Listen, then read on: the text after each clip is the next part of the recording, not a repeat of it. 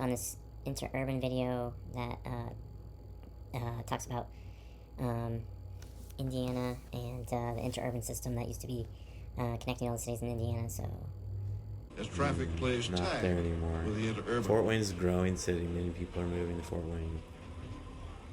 You can see these just have trolley tracks right down the center of the street. It's nice. The Fort Wayne station consisted of an open parking lot next to a modest two-story building. The boarding area offered no shelter from the weather as at other locations. Very simple. Mr. Meyer has captured the feel of speed in riding the high-speed cars. Passing a work train on a nickel plate south of Fort Wayne. Later, cross the Erie at Kingsland. Nickel plate, that's a famous cross Indiana place in Highway Fishers. 3 and highball southward. And cross the river into Bluffton. Which was all connected. Can you imagine? Right, this simple train system. It was almost too simple.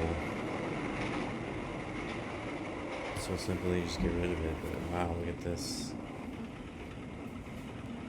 Just cars are like naturally yielding.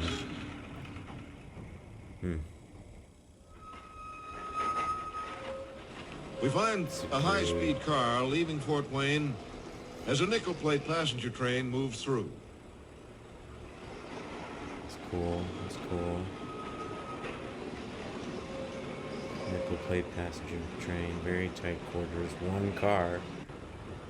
You know, it's like you gotta have this whole big train where people like sleep and stuff. Like, why not just have one car? High-speed car stops at Lawrence, where all trains had to stop. Call the dispatcher and sign the register.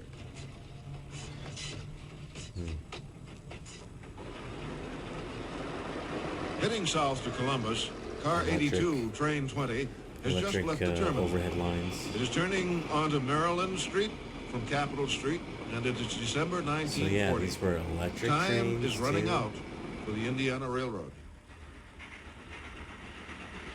Again, electric train. In early January 1941, a high-speed car breezes past Spring Valley with train 19. See that little thing on the top of it in the Coming back? from Fort That Harrison, picks up the train electricity. heads onto the westbound Main at Spring Valley.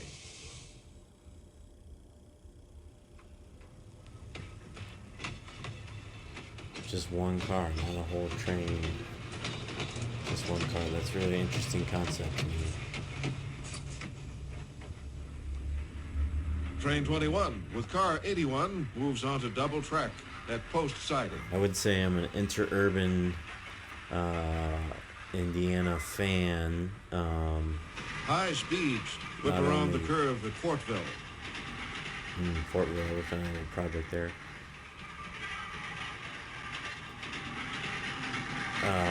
You know, connecting not only between Indiana cities, Box but motor like 737 to Chicago. with a freight at Fortville. After abandonment of service between Seymour and Louisville in 1939, the segment between Speed and Watson Junction was sold to the Southern Indiana Railway. The line was formed to connect the Louisville Cement Company with the B&O. Converted to diesels in the 1940s, it is still active in the 1990s. By January 41, buses filled the great interurban shed. As a blimp floated over the city, the line's days were numbered. Switch to diesel, then to bus. An inbound car at 38th Avenue and Sherman Drive, more electric. Indianapolis. It's like now they couldn't just redo this The simple northbound one car system. swings They'd have into to have Massachusetts Avenue. a bus or a long train. It seems like these simple, trains. Sutherland Avenue, the early morning run. right size Fort for a lot of Harrison. these smaller, Fort Wayne Local, northbound on Sutherland Avenue. systems that may not, be, like have a whole subway train like the Long Island Railroad, and How there fast could the high speeds accelerate? and there are Well, ride along with George in Meyer on Michigan, Route to I think Muncie. there's a still operating line that goes between Chicago and Michigan City.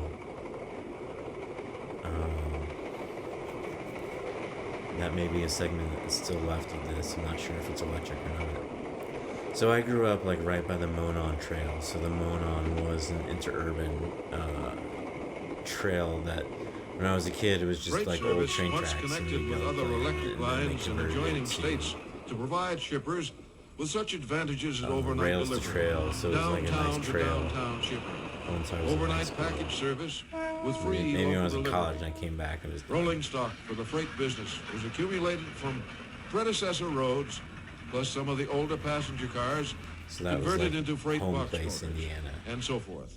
There were 198 freight cars and 94 box motors, stock motors, locomotives, line Indiana motors, work Railroad. motors, and other miscellaneous motors on the roster. So this is freight trains. Maybe this has already been converted to diesel. I'm not sure what they're showing here. Doesn't look electric.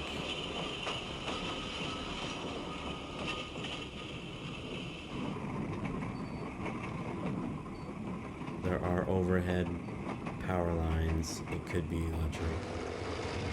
See the street overhead lines. Those are Entering the so Muncie the station. cars can pick up electricity. Wow, down Muncie. I lived 5 years in Muncie. Getting my architectural degree.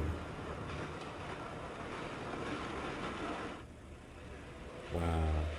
You know, they used to call like Little New York or something sections of frickin' Muncie, man. It was urban Leaving delight. Muncie, we pass a northbound high speed and soon pass a Pensy freight running on the Big Four. I think some of these brick streets are still there. You can still see some of these railroads in some streets in Muncie. I wish you used to be able to. I know they developed a lot of South Campus in between North Campus and the village. Permit us to back up in time for a few minutes to sample the Indiana Railroad in 1938 and 39, as filmed by Frank Schlegel. This 8mm film arrived after we had edited the first part of this picture, so we'll place it here. Mr. Schlegel captured views of early passenger and freight equipment not in service by 1939. That might be electric with the At Anderson, motors 783 Antenna, and okay. 752 are switching, while a high-speed car arrives as the Indianapolis local. A speeder with a track crew passes, then more high-speed cars pass. I mean, it looks like a bus, really.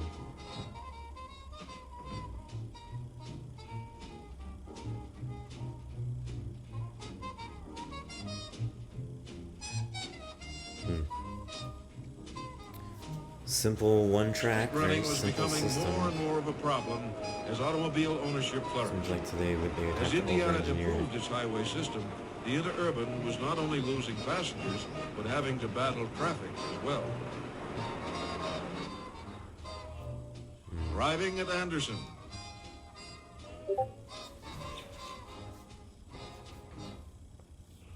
A high-speed car on the Anderson Bridge.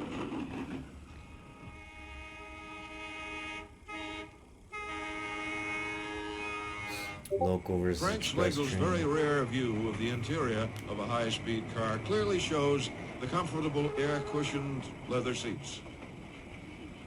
Also, we see fashions of the day. The ladies were wearing big, broad-brimmed hats, and the gentlemen like straw hats. This must have been in the spring or summer. So Locomotive urban looking. 753 was built in 1927 for the THI&E.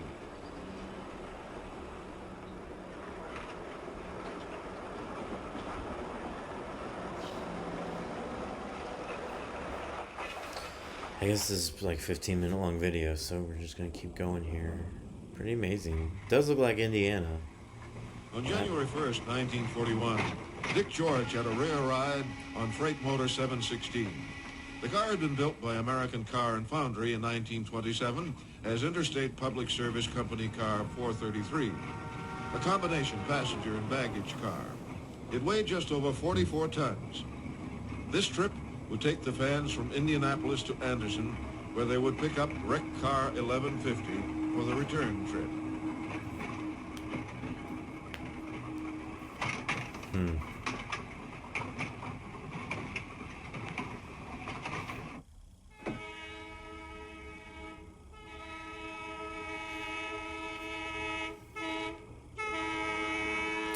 Pretty high speed, pretty high speed.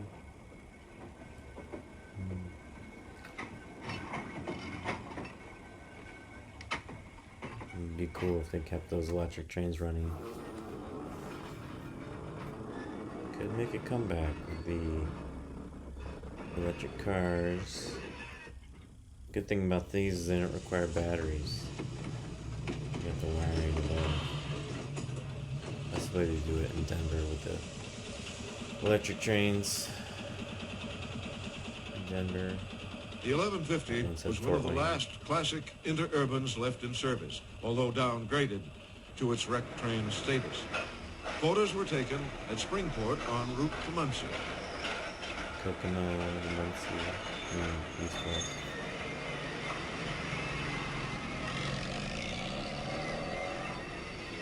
Back then, there was all this manufacturing jobs, and people wanted to live there in apartments, and density kind of worked a little bit. And in walkable communities, that use these interurbans to connect each other. It's pretty sweet. They did have this system for a while.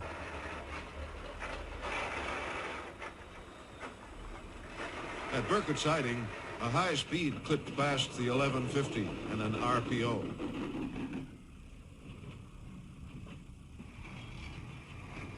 Run pass option? I don't know what that means. More stills were taken of the 1150 and the RPO.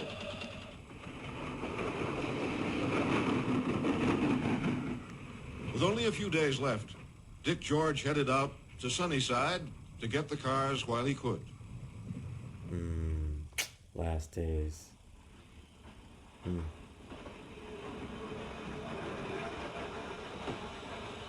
some snow on the ground. The Indiana had developed a special shoe that would allow cars to backpull without fear of tearing up the wire.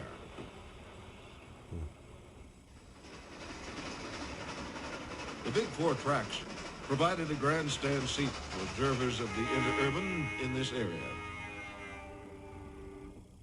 Just lay it right next to the other tracks.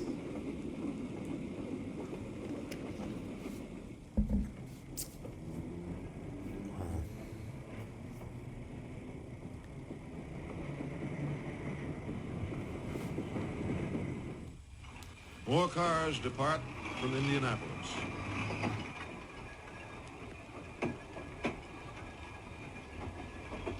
They have sound too, it's pretty amazing.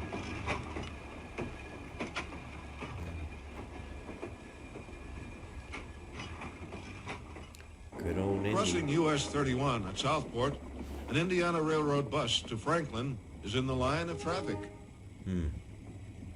US 31, that'd be known as Keystone. Running beside US 31 between Southport and Greenwood.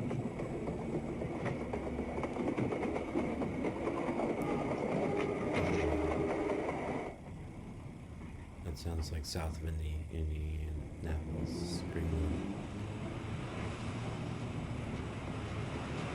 The former Interstate Public Service line to Louisville had been lopped off south of Seymour.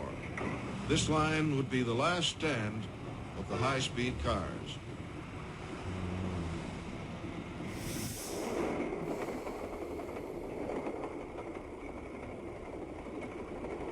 Louisville to Indianapolis connection, that would have been pretty cool. The Seymour station was a miniature copy of the Indianapolis facility with only one track. January 18, 1941 was the darkest day in the history of the Indiana Railroad. So January 41, that was probably before they started World War II. It's all downhill from there. All right. So we're gonna stop recording right here.